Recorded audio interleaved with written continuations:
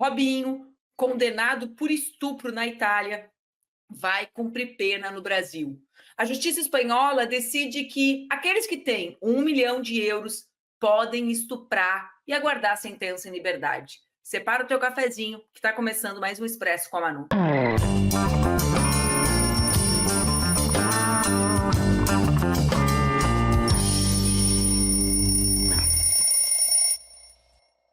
Deixa eu contar um negócio para vocês. Ontem a gente estava organizando a nossa pauta e a pauta de hoje vai passar por diversos temas relacionados à questão das mulheres.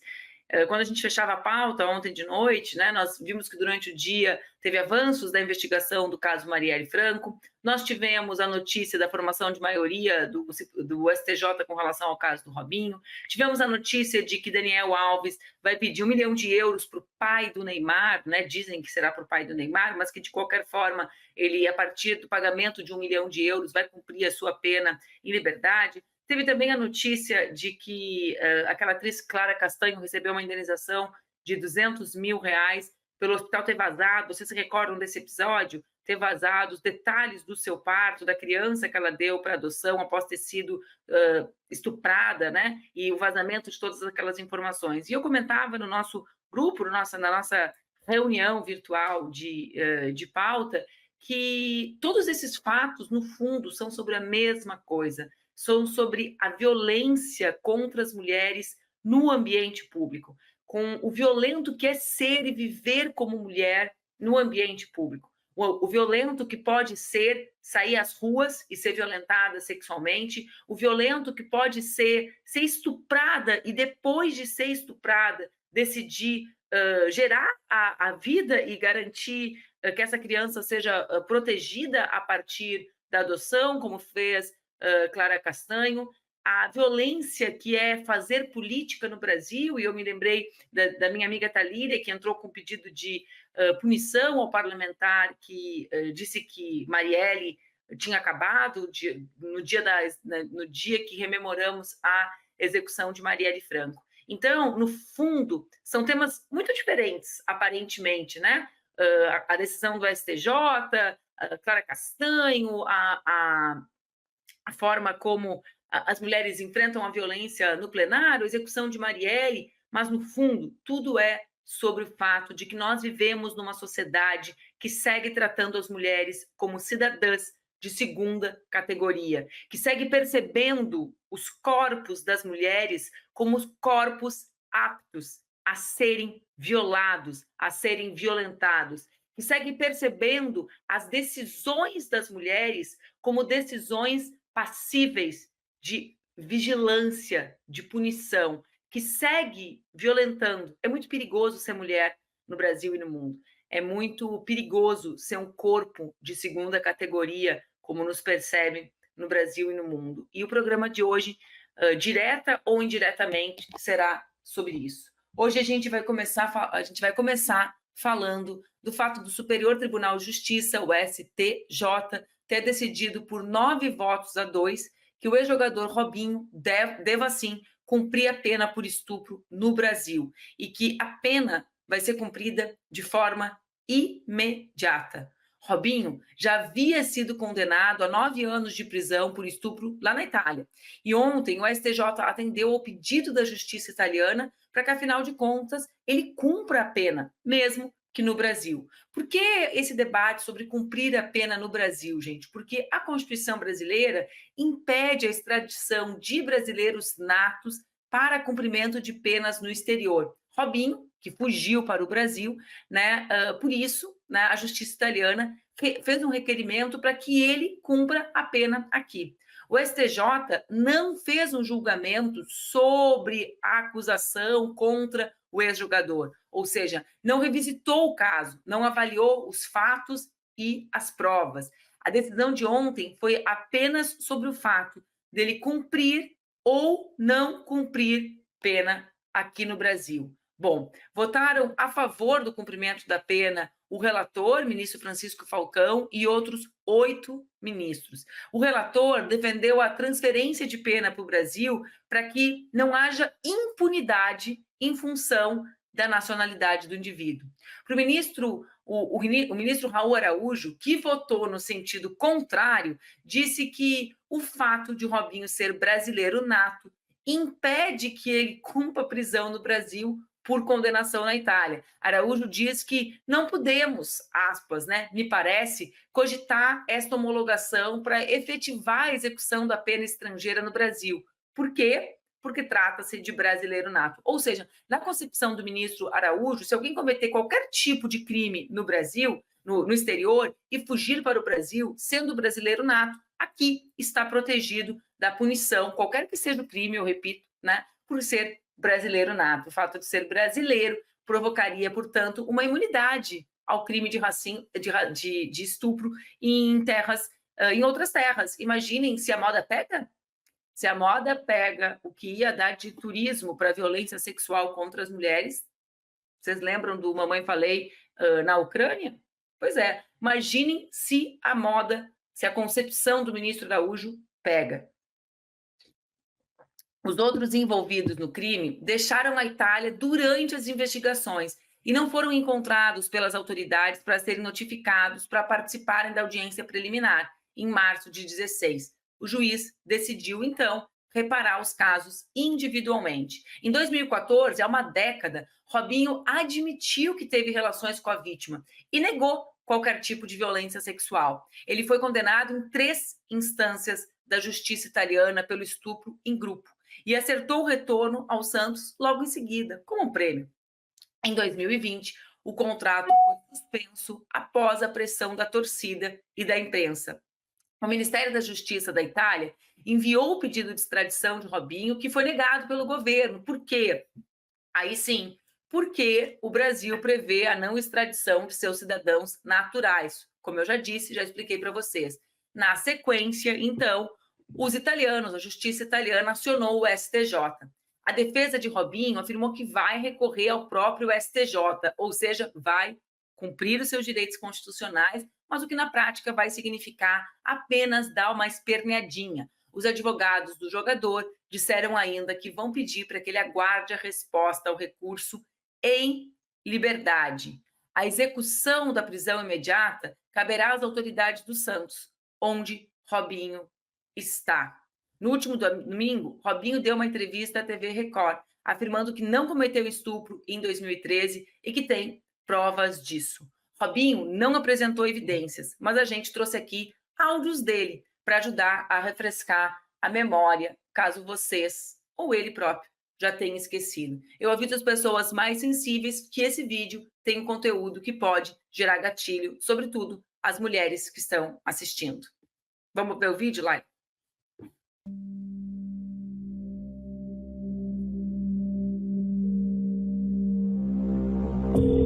Fala, velho Rob. Fala, Major. Tá podendo falar, irmão? Em janeiro de 2014, o jogador brasileiro Robinho entrou na mira da justiça italiana. Suas ligações passaram a ser gravadas pela polícia. E o UOL teve acesso com exclusividade a essas conversas, que você ouve agora.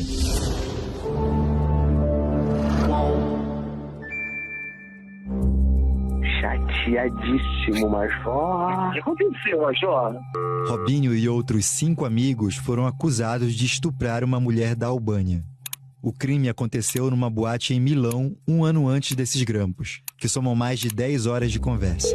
O cara chamou o Jairo lá pra depor por causa do bagulho da mina, que 8 caras comeram a mina, o Jairo desesperado. Ô, Cornelio. A princípio, o jogador achou que a acusação não teria grandes consequências. Por isso que eu tô rindo, eu não tô nem aí.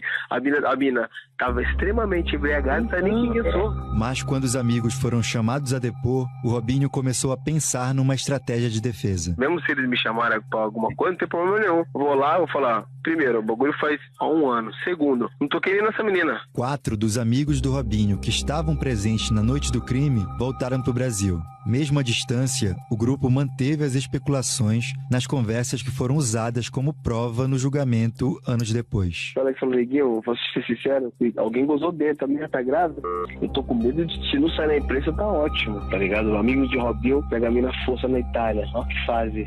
As investigações avançaram e o jogador tentou provar sua inocência, colocando a culpa nos amigos que já tinham voltado pro Brasil. Quem tocou nela tá lá no Brasil, vai atrás do pessoal que tá lá no Brasil.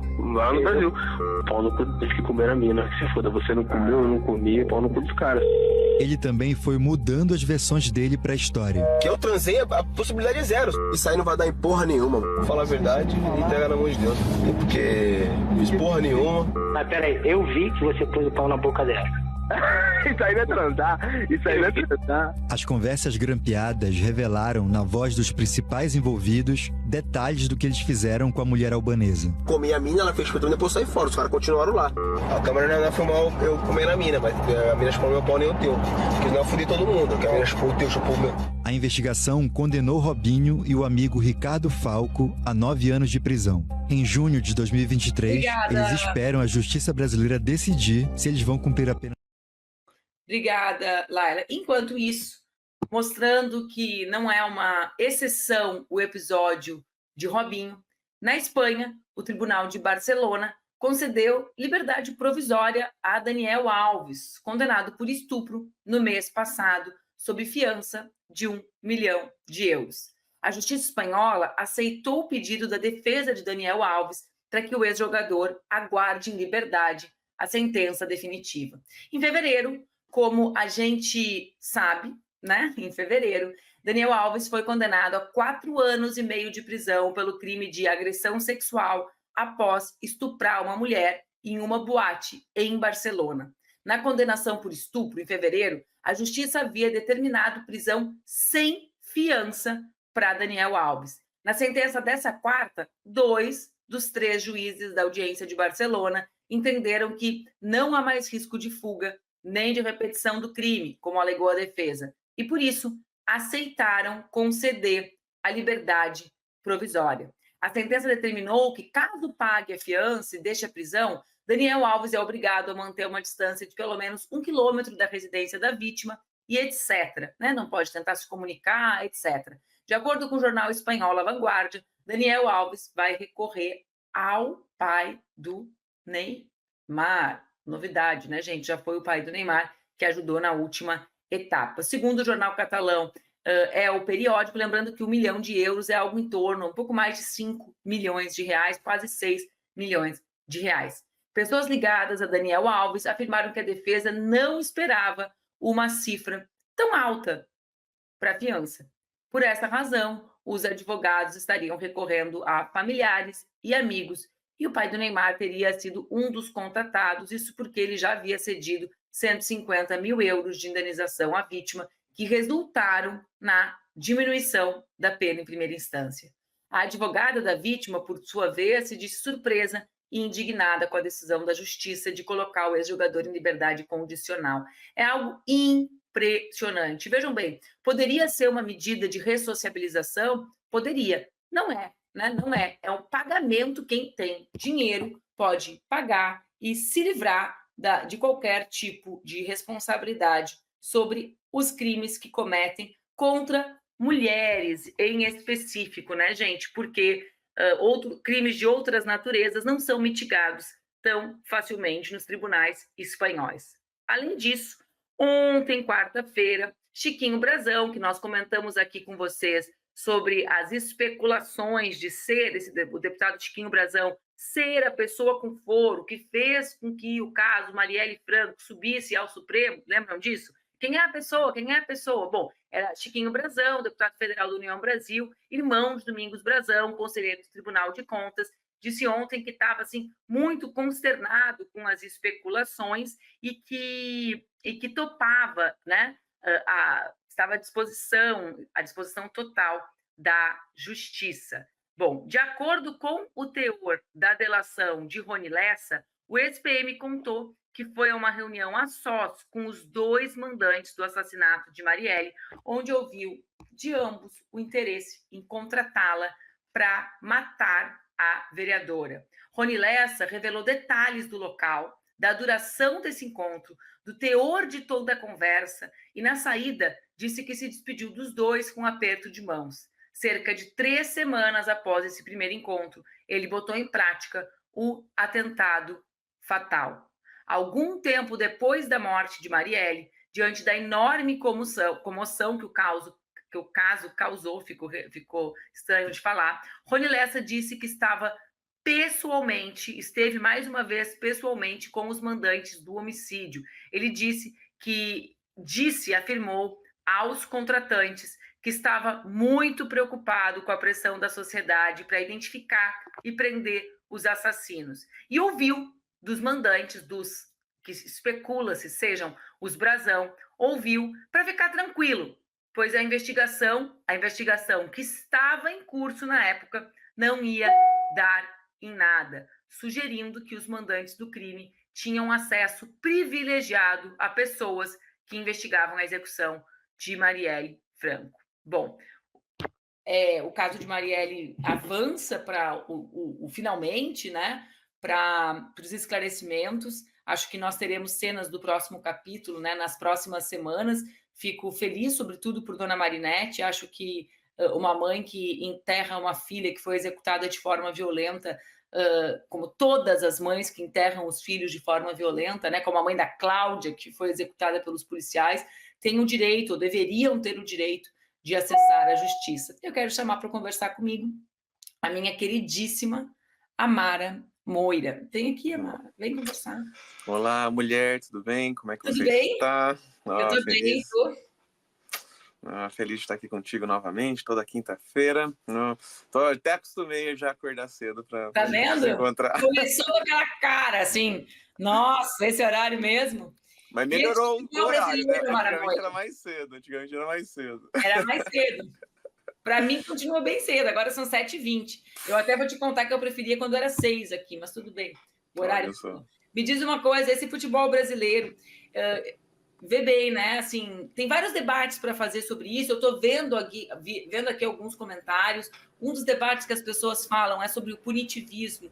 Claro. Existe punição para crimes, né? Nós que somos antipunitivistas, nós defendemos, sim, que haja uma revisão daquilo que é tipificado, mas nós não defendemos a extinção total de punições para pessoas que cometem crimes, né, Amara? É preciso também esclarecer isso, né? Nós entendemos que outros caminhos são importantes para a ressocialização. Sim. Né? É muito complexo, né, um caso desse, assim, né? Porque a gente fica... Eu fiquei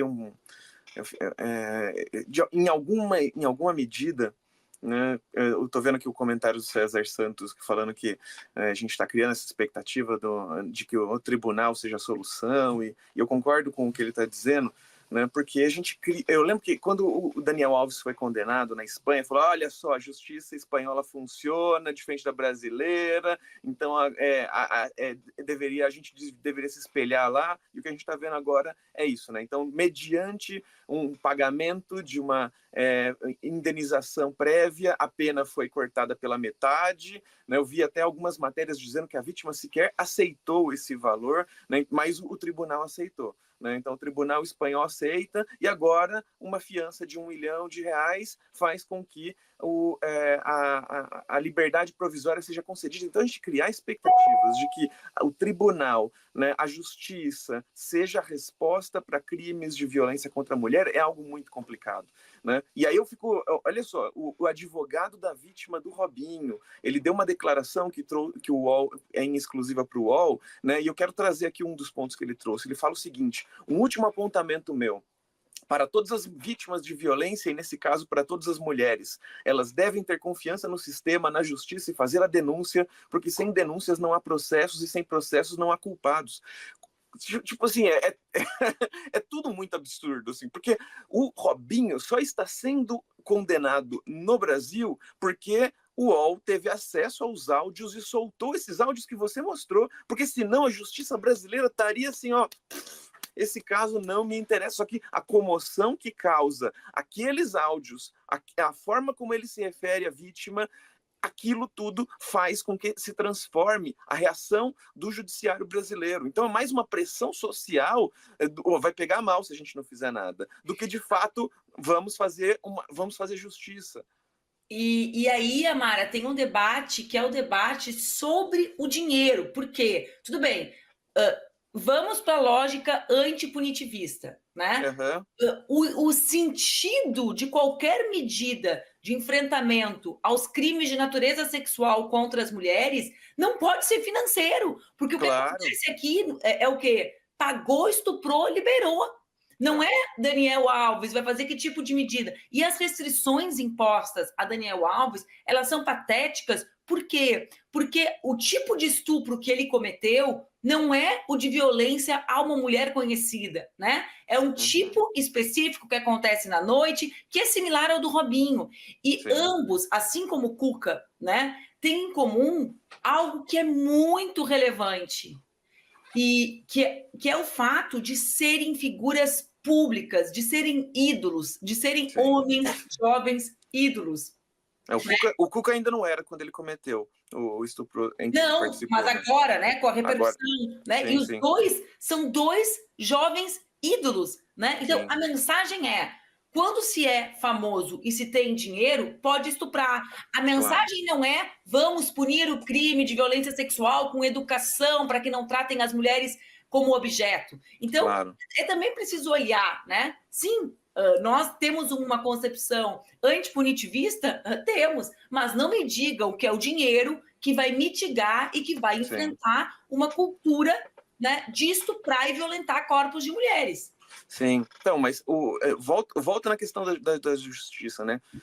Olha só, o caso do Robinho, para mim, parece emblemático, porque a justiça não tinha provas contundentes de que ele participou, cometeu o estupro, e não tinha como condená-lo a princípio, né? Só com os depoimentos dados pela vítima.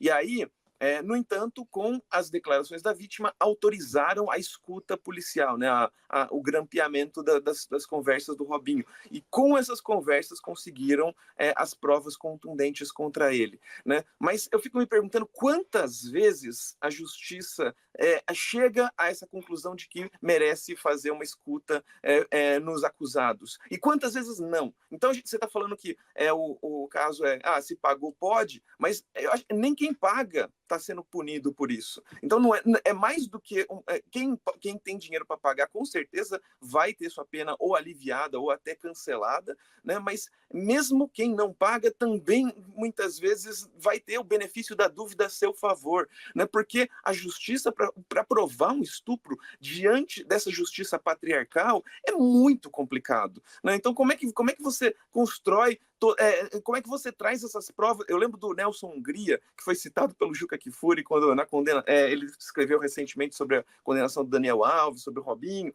e ele citou o Nelson Hungria. O Nelson Hungria, quando ele vai comentar os artigos do nosso atual Código Penal, ele diz, né, que não deve, quando a vítima tem que manifestar de forma contundente a sua recusa, não pode ser uma simples, não pode ser uma coisa leve, porque na nossa cultura machista, a mulher não pode se dar completamente para o homem no ato sexual, ela tem que manifestar alguma recusa para que a moral dela não esteja ameaçada, né? Então, de alguma forma, parece que tem que ter uma violência no ato sexual para que essa mulher, para que a relação sexual com essa mulher seja considerada normal e ela não seja uma vagabunda, uma puta, né? Então, e aí ele vai citar um verso do Camões para ilustrar isso, a diferença entre uma violência de verdade e uma violência desejada pela mulher. E o verso do Camões, no Lusíadas, está dizendo de caras dos navegantes, lá os portugueses marinheiros, chegam numa ilha deserta, vê um monte de mulher pelada,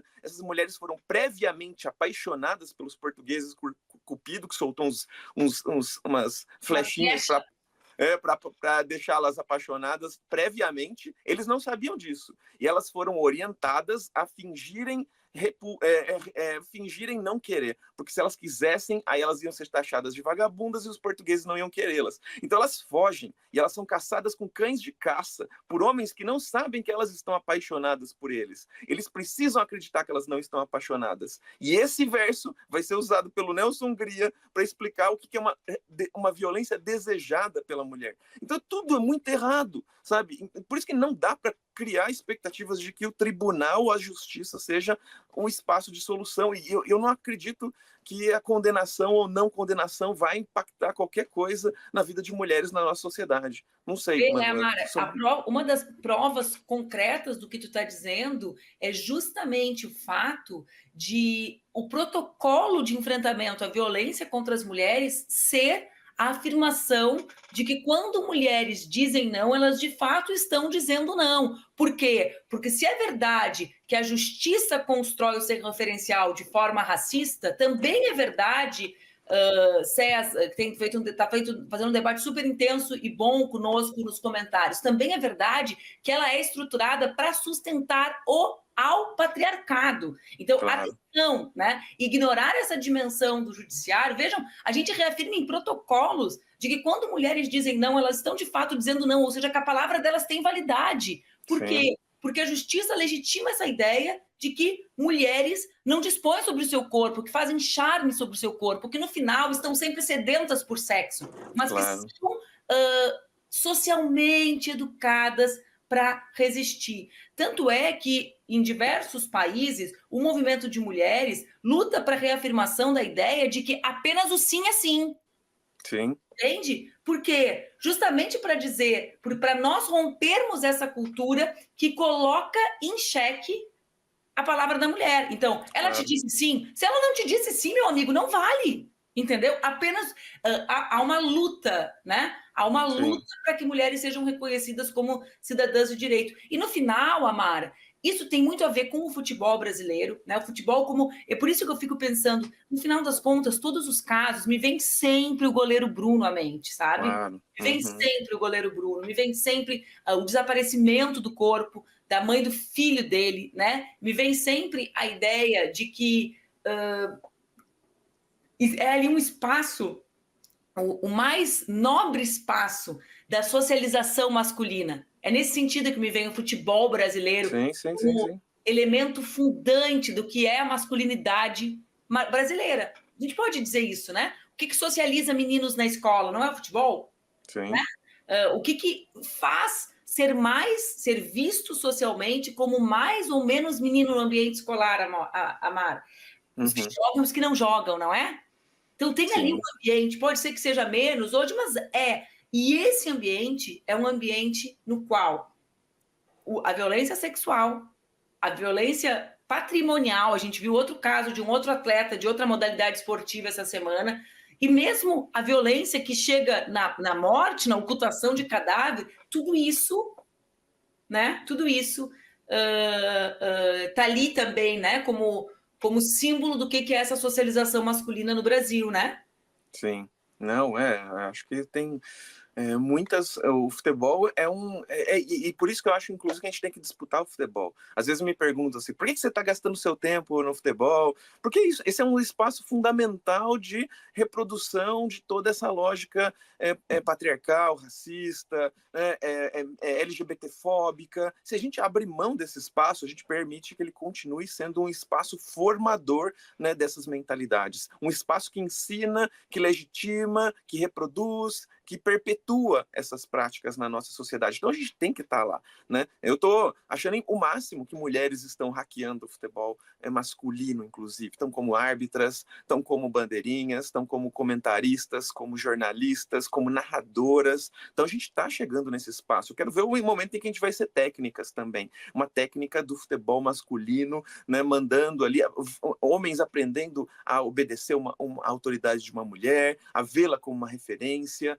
né? Eu quero que isso aconteça ainda. Eu quero viver para ver isso. Né? Inclusive então, a gente nos conselhos, né, Amara? Inclusive nos conselhos. Assim, eu lembro, eu fui conselheira do Inter, do meu time, há mais de uma década, 2012, né? E sem dúvidas, o ambiente do futebol é o ambiente mais violentamente machista que eu frequentei. E vejam, né? A minha experiência era a política, o Congresso Nacional. Eu lembro que eu brincava assim, o Congresso não conseguiu, a política não conseguiu me fazer desistir, e o futebol conseguiu, né? Assim, da dimensão da violência. E eu percebo que os conselhos, os espaços de decisão também hoje contam com uma participação maior de mulheres, né? O que, com certeza, pode ter algum grau de impacto.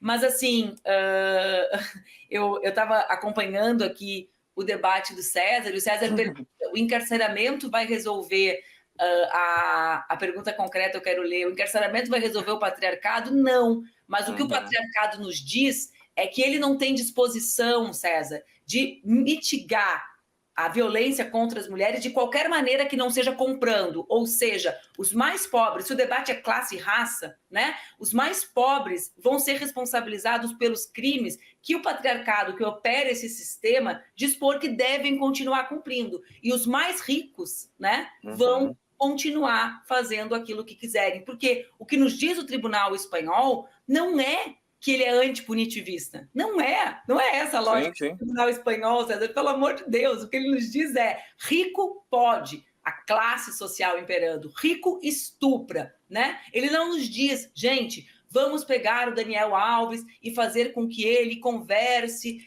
com mulheres e eduque os espanhóis nas escolas sobre a dimensão do seu erro, seja educado sobre a dimensão do seu erro, porque ele ainda não se crê um estuprador, né? Ele acha que teve sexo com uma mulher, que estava tudo legal, né? Ele ainda tá nessa vibe de, meu Deus do céu, tipo o Robinho ali, né? Tava todo mundo se divertindo, ela tava bebaça, né? Ele ainda dispõe, na cabeça dele, ele ainda não é um estuprador. Então, a justiça espanhola não está nos dizendo isso. Vejam, vamos fazer com que o nosso amigo Daniel Alves tenha consciência do que fez e nos ajude a conscientizar jovens. Jovens, ele está nos dizendo o quê? Pagou, estuprou, caiu fora. Então, não é sobre a dimensão da punição que nós estamos falando aqui, né? O que nós estamos falando é sobre qual a maneira de mitigar a punição.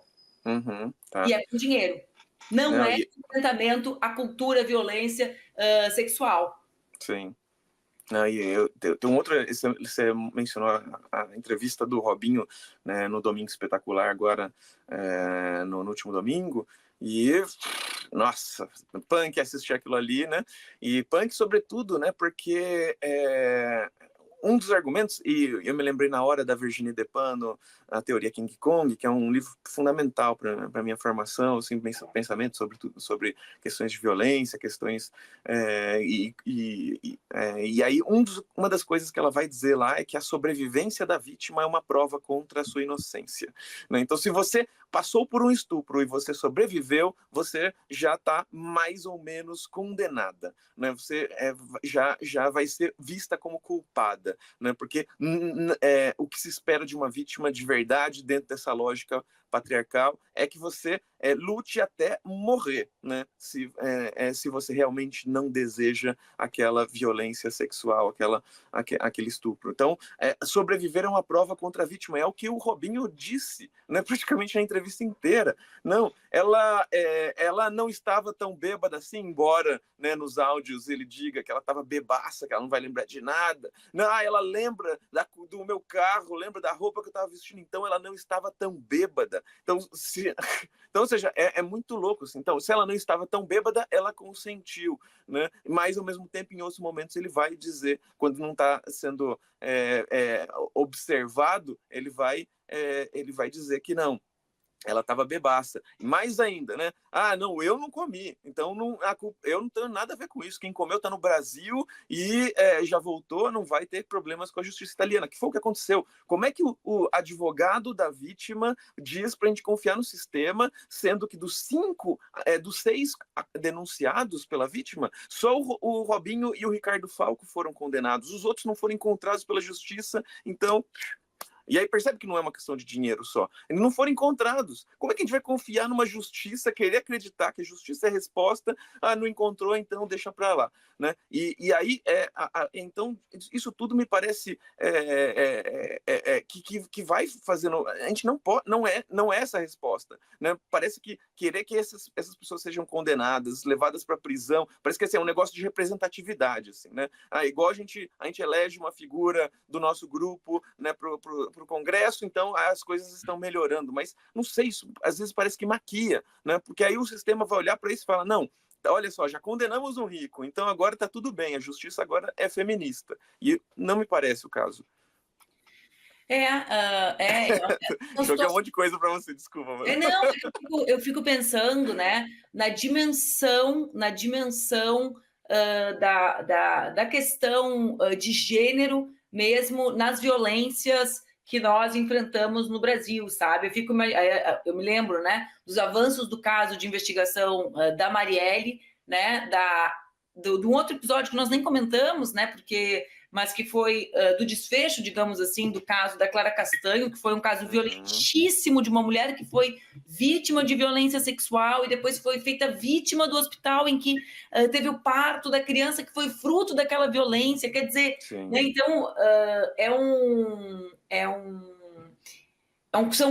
um nível de violência, né, Amara, muito, muito elevado, né? Sim. É muito, muito elevado. E que se é verdade que o encarceramento não é o único caminho, a ideia de que isso não é errado, né? De que isso não ultrapassa uma linha, ainda é a ideia vigente na sociedade brasileira. Então, sim, assim, o debate que nós temos que fazer, e aí é evidente, porque um caso acontece na Itália, outro caso acontece na Espanha, que a fixação dessa linha, né, não é um problema exclusivo do Brasil, mas que nós mulheres não dispomos sequer do nosso próprio corpo.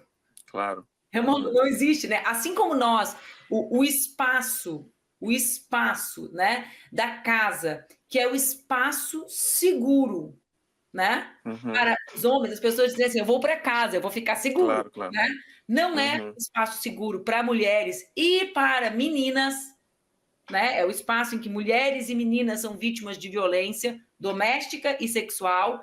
O corpo, viver, existir, né? Se materializar, é um grau de violência muito grande, né, Amara? Eu fico pensando nessa mulher bêbada, né? Quantas vezes tu bebeu? Quantas vezes eu bebi, né? Sim. Então, é um grau de... E, ao mesmo tempo, e aí que eu queria... Era isso que eu estava viajando enquanto tu estava falando. O que a gente vê? A gente vê uma extrema-direita que é forjada em cima do masculinismo. Aqui tem uma dimensão do estupro, que era isso que eu estava pensando enquanto tu estava... Que é o quê? Que todas as pesquisas nos mostram. Ontem eu participei de uma aula no Conselho Latino-Americano de Ciências Sociais e há 4 anos, quando a gente falava lá, olha, tem uma questão de gênero na ascensão da extrema-direita, as pessoas ficavam assim, sabe? Com olhos, que bobagem, essas feministas. E agora, Mara, os números vão nos mostrando que no mundo inteiro a extrema-direita ascende com participação dos homens. E quem resiste à extrema-direita é as mulheres. E o estupro e as violências, né, masculinistas que reafirmam essa identidade, o poder, dispor do poder sobre o corpo das mulheres, né, é parte das estratégias também, né? Ver o crescimento da violência política de gênero, o crescimento da violência doméstica, dados que vão nos mostrando que a gente vive um momento em que o exercício da masculinidade, da performance do masculino, faz parte de do posicionamento existencial, sabe? E essas violências fazem parte do pacote. Era isso que eu estava te ouvindo e viajando, sabe? Sim, não, eu concordo. E aí acho que é isso. Eu entendo o que fica me martelando na minha cabeça é que nossa, a audiência do Daniel Alves também, tudo que ele ficou alegando, né, dizendo, repetindo várias vezes que ela não teve uma negativa enfática, então ele nem percebeu que ela não estava querendo, não percebeu, né, a ignorância também como um dispositivo que é ensinado, né, para os homens, né? Então, ou seja, ele nem percebeu que ela não estava querendo, né, e que acaba sendo uma desculpa que se compra, né? Então, ou seja, é complicado a gente criar expectativas. Eu acho que assim como a gente tem que disputar o futebol, a gente tem que disputar o judiciário também, tem que estar presente lá, né? Eu vi alguém falando sobre paridade de gênero entre as ministras do STJ, STF, a gente precisa lutar para que existam mulheres presentes nesses espaços, mas também não qualquer mulher, porque a advogada do Daniel Alves é uma mulher, sabe? Então está defendendo o Daniel Alves, e não sei se acredita ou não na inocência dele, mas está sendo uma figura ali, né, de frente, né? Então é muito louco isso, inclusive, né? Então a paridade de gênero também não é somente a resposta, né? A gente vai precisar de formação. Quero que pessoas, independente de serem mulheres ou homens, elas tenham sensibilidade visibilidade para discutir essa questão, para entender como é que funciona uma violência contra a mulher, os danos que isso causa para uma mulher e como é que a gente pode transformar esse judiciário para ser para que, de fato, a gente diminua, né, esse número de violências, né? Mas eu estou muito descrente, assim, com essa decisão da liberdade provisória mediante uma fiança do Daniel Alves, nem falando que agora ele não tem mais risco de fuga, antigamente ele tinha, agora não tem mais, né? Tudo isso me deixa bem descrente de qualquer possibilidade de esperar que a gente vai ter um aliado ali, né? É o que tu fala, né? E não nos basta a paridade, mas a ideia de que é preciso tribunais e legislações comprometidas, exato, né? Com a vida das mulheres, com a vida da classe trabalhadora, porque a gente também vê tribunais frequentemente endossando um nível de violência. Eu volto ao caso da Cláudia, que acho que eu falei ontem ou anteontem aqui, às vezes eu me perco, né? Mas que foi barbaramente executada, que teve seu corpo, depois da execução, transportado de forma absolutamente esdrúxula pelos policiais. Um deles chegou a ser promovido, eles foram inocentados, né? Sim.